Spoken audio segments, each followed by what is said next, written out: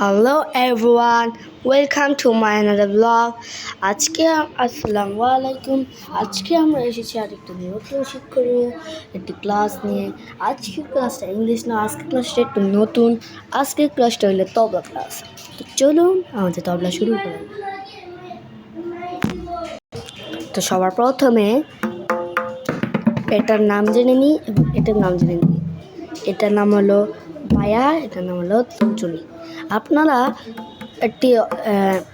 একটি বিষয় অবাক হতে পারেন, তর্জনী কিন্তু একটা আঙ্গুলের নাম।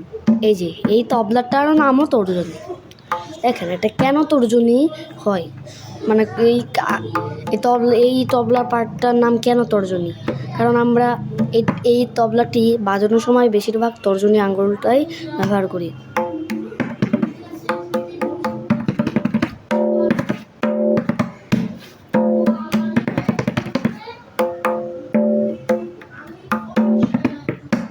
দেখলেন বেশিরভাগই কিন্তু তর্জনী আঙ্গুলটাই ব্যবহার হইল। তো চলুন এবার বায়ার কাছে যাই। বায়া, দেখেন বায়াতে আমরা কেন বায়া বলি, দেখেন আমরা বায়ার মধ্যে এসব কিছু মানে ঢোলের মতো শব্দ হয়, হ্যাঁ, আর ঢোলকে আমরা অন্য ভাষায় বলতে পারি বায়া। দেখেন কিছুটা ঢোলের মতো।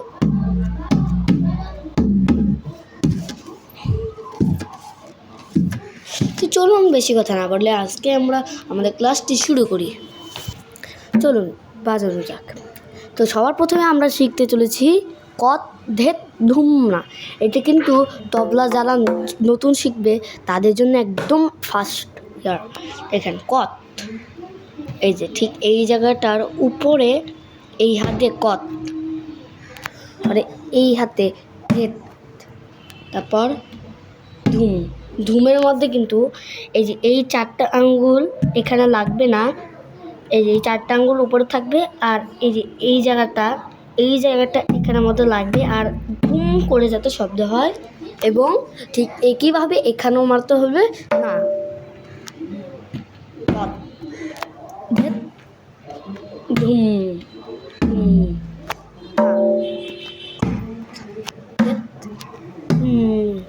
না। এবার চলুন শিখি তেরেকেতে। এটা হলো সেকেন্ডে, আপনারা যখন ক্লাস করতে যাবেন তবলাতে তখন এটা শিখাবে আপনাদেরকে।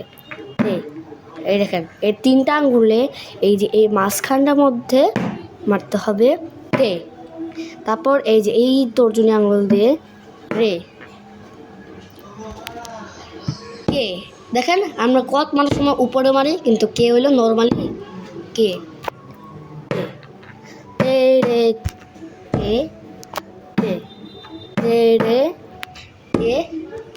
রে। আবার দেখি তেরেকেতে তাকো তেরেকেতে শেখার পর আপনাকে দিবে তে রে কে তে। আবার তাকো তা কীভাবে বাজে দেখেন, এই আঙ্গুলটাকে আপনাদের এখানে লাগাতে হবে, এবং এটা আস্তে করে এই জায়গাটার মধ্যে আপনাদের তা। এবার কো তেরেকেতের মতো। তো চলুন আজকে এই ক্লাসই, তো আবার দেখা হবে, বাই বাই।